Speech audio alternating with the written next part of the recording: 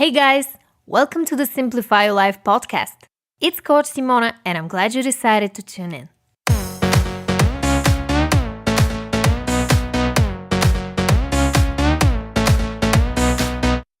What's up guys?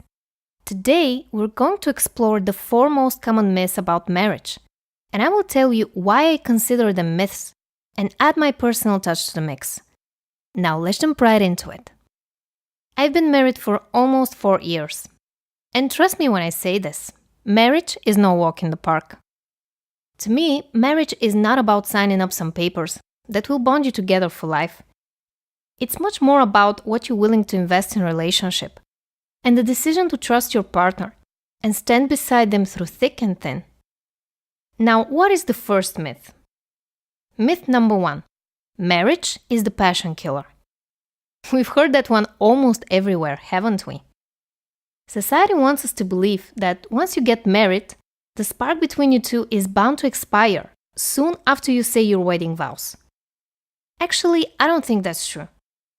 I believe that marriage can give such a sense of security and deep level of connection that the possibilities to explore each other's fantasies are endless. When you marry someone, you create a stronger bond with them. And while for some people with commitment issues, it can be a total buzzkill, for me, the amount of trust and love equals to the amount of dedication and willingness to get creative between the sheets. Of course, many people swear by the opposite, but I'm lucky enough to know couples who can't keep their hands off one another, even with 20 or 30 years of marriage. Think of passion as the fuel for your relationship. It's okay to have times when things don't go as smoothly. But at the end of the day, it's up to you two to rediscover the love that you have for each other and put in the work to spice it up and keep it interesting. Myth number 2. Marriage is a scam. While it's true that being married and having kids are things that are considered socially conditioned from a very early age on, I believe that marriage is whatever you make of it. For instance, if you have the belief that marriage is a scam, and consider it something unnecessary, that's okay. You don't have to marry just because everyone else thinks it's the right thing to do. It's important to stay true to your core values.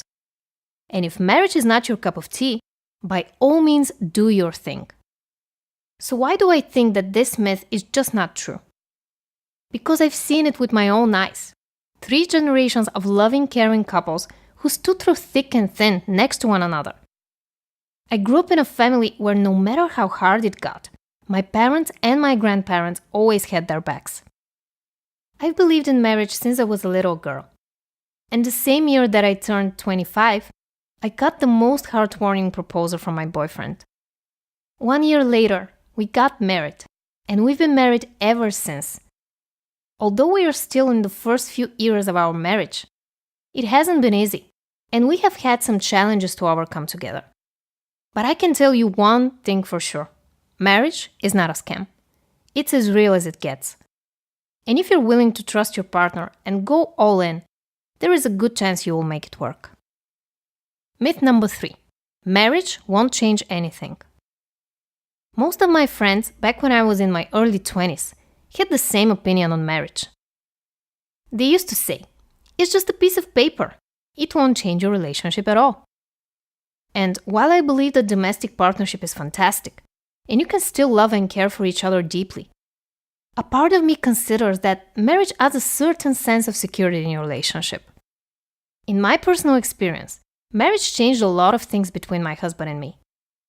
Back when we were dating, we had a couple of huge fights, ending with the never-ending question. Is this the person for me, or should I walk away before anyone gets hurt?